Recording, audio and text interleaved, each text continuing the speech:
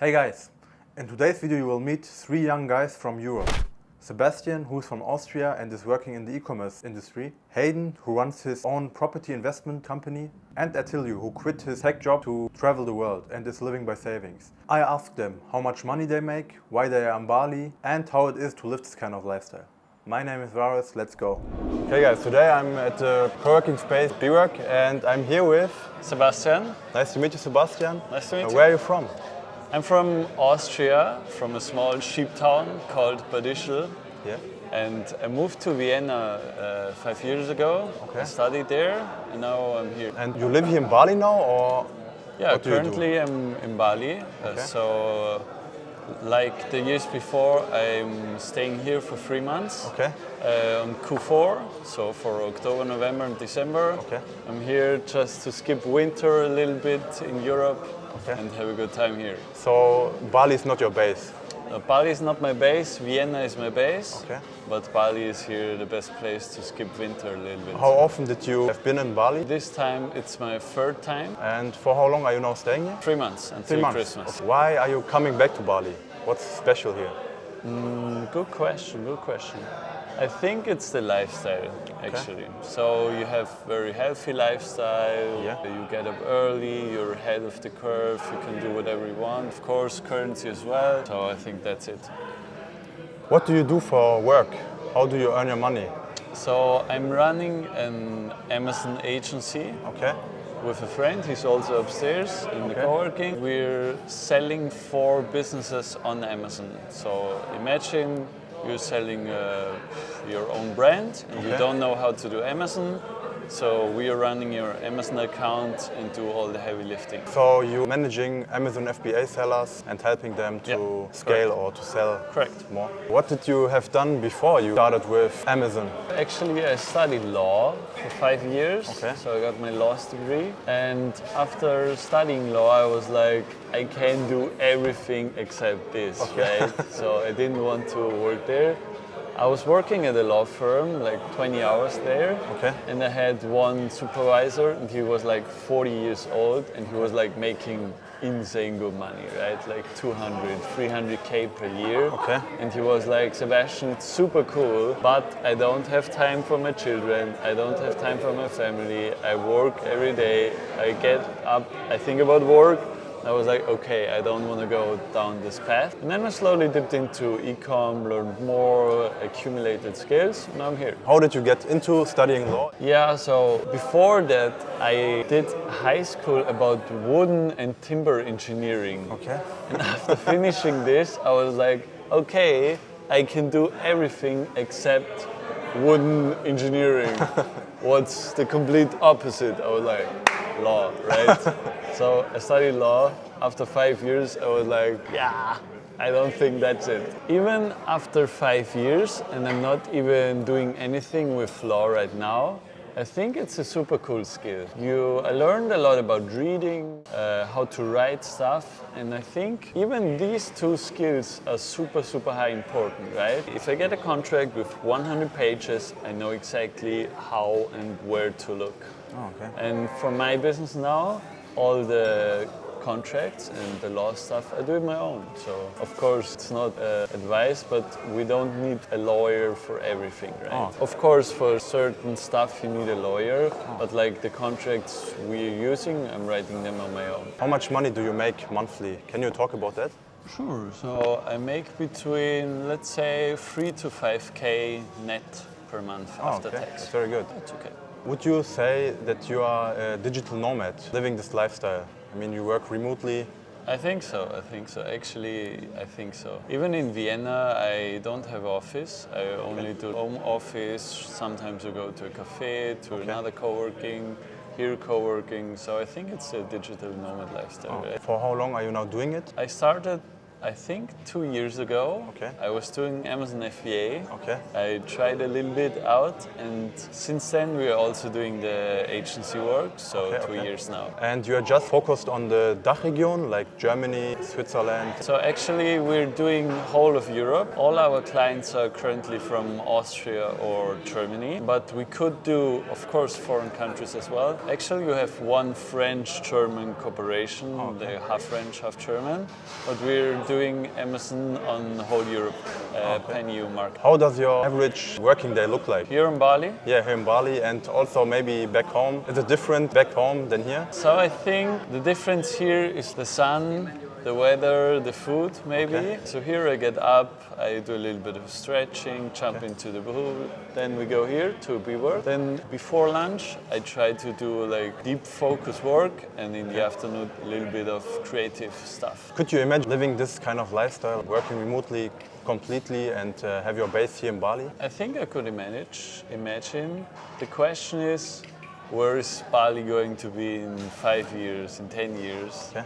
So I don't think I would stay only on Bali. Maybe digital nomad lifestyle somewhere else. I don't know. Maybe South America. I always wanted to go there.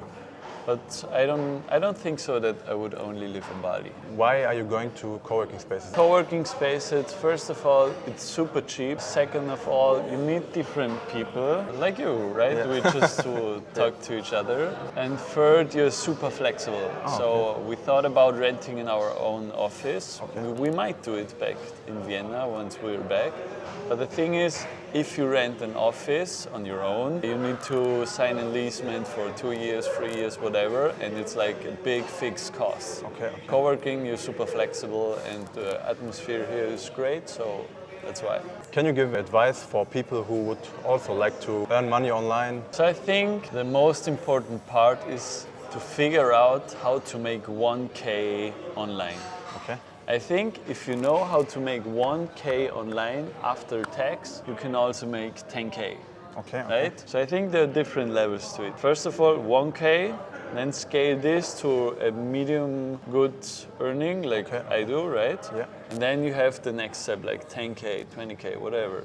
So I think the hardest part is 1K, and you need to learn a lot of skills, right? It's like copywriting, video editing, whatever. So Where do you see yourself in 5 or 10 years? it's actually a really good question. 25 currently. I think in the next 5 years, I want to live a little bit remote, do some co-working or traveling around, meeting new people, visiting countries. But honestly, in my 30s, I see myself a little bit more settled, maybe in Vienna, in Europe, somewhere. Most people here in the co-working space or here at BWork, what are they doing? So I think it's a mix between their own startup, freelancing, and also just working remote for another company. Okay. So I met a lot of people who run their own business, like I do. I met people who do like freelance work, but I also met people who are working for a different company that just figured out, why should I spend my 2K in Europe where I don't get anything from it? Why shouldn't I go to Bali and make some good living here, right? Okay. Thank you very much, Sebastian. Surely. And, nice to meet you, man. Nice to meet you. Like and subscribe, guys. Okay, guys, I just met 2 other interesting people in the co-working space BWork. Your name is? Hayden. Hayden. Nice to meet you. And your name? Atilio. Atilio. Where are you guys from? So I'm from London. And I'm from Italy. What do you do for work here in Bali? Yeah, so I actually work remotely. I run a property investment company in the UK. And my business partner and I made the move over here to surround ourselves with a different type of person, I'd say. And we now run that business remotely. For how long are you now running this business? We started at the beginning of COVID, so I guess it's like about 4 years now. And before you was working for somebody or? Yeah. So I was working for well, in fact, I actually finished my job in February, and I'd been working for a company for 8 years. But in terms of like what I've done over that period of time while I was working in that company, I was also investing in property. Okay. By working within that business, I learned how to invest in property, and then I invested in property. And then that meant that it allowed me to have the financial freedom to leave that job. So you are now living here in Bali? Like Yes. is Bali your base? Yes. Oh, okay. Yeah. How did you get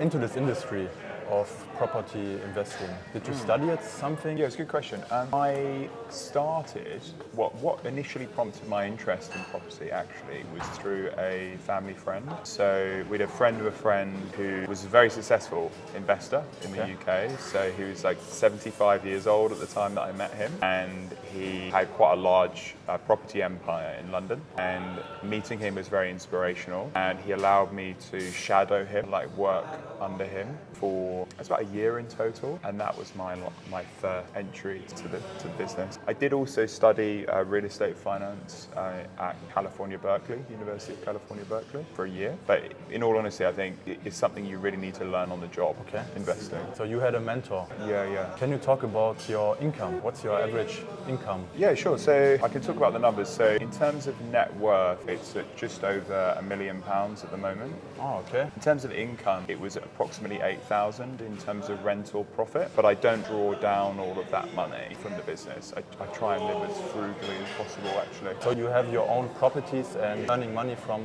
these properties by renting them? Yeah. Why did you choose Bali? Why are you here and not in London or somewhere else? The weather is amazing in Bali, especially compared to London. I'm not sure you've been to London, but the weather's shit. Yeah. But also I think like it's the centre of a lot of innovation at the moment. Really great people who are pursuing entrepreneurship and thinking differently. So I wanted to surround myself with those people in the hope that I would, learn from them. What would you tell someone who also wants to get in this industry and maybe start with not so much capital? My best suggestion would be to learn the ropes by getting a mentor, whether that's reaching out to someone within their network that they know who works in property, or secondly, getting a job in property to learn. Are you just invested in London or are you spread it? So it's just in the UK, so I'm trying to stick within my circle of competence at the moment, but I expect that should change in the next couple of years. Lovely to meet you. Thank you very much. What are you doing for a living? Are you a digital nomad or? No. So at the moment I don't have a job. I used to work in tech, in big tech, until a couple of months ago. I came to Bali to get some inspiration, to think about what to do next, and to be in a very nice and comfortable setting to do so. Oh, okay, so you are living now by savings. Yeah. Why you don't want to work anymore in tech? I mean, I just wanted to have a change. I just wanted to have a period to think. I don't necessarily exclude tech for the future. I might go back to tech or back to sales. Those are the things I know how to do, but I don't exclude going back. Are you now living here in Bali? Is it your base? This has been my base now for 2.5 months, 3 months. It's going to be my base for another couple of months. I'm going to go back for Christmas. The environment here, is it very good compared to where you are from? It's very different. It's very nice. I've been living in big cities for all of my life. It's very different here. I think it was the right choice because it's an environment in which it's very easy. It's very comfortable to live. I think that's the first thing. It's very easy to have good habits. It's very easy to do a lot of sport, to eat healthy. And it's cheap at the same time. I think the other big element is the people. You can find a lot of like-minded people, a lot of inspiring, interesting people. Everybody has such an interesting background, and I think that's a big part of it. And then, of course, there is the fact that the place itself is beautiful, and that the weather is amazing, and there are a lot of activities to do. Are you going to see yourself living here in Bali long term? In the long term, I haven't made any decisions yet. I don't exclude anything at the moment. And where do you see yourself in 5 or maybe 10 years? That's a big question. I'm not the kind of person that wants to have so much certainties about my life, especially about long-term period. Let's say if I knew where I was in 10 years from now, exactly, I would probably shot myself in the face. I like the idea of having open possibilities. What would you tell people who also would like to get into tech industry? I worked on the business side, not on the technical side. I would say don't be scared about the tech. You don't have to be very technologically savvy to work in those companies. There are a number of functions you can do, and don't try to do something only because it's appreciated by society. Don't try to do something only because it feels like it's the coolest thing to do. Try to think about something that you like to do, that you do very well, and that is promising for the future. So I would say, don't consider only the big companies, consider also the startups, and do what you like and what you do well. I think that's the best advice. Thank you very much. Yeah, thank you. Thank you.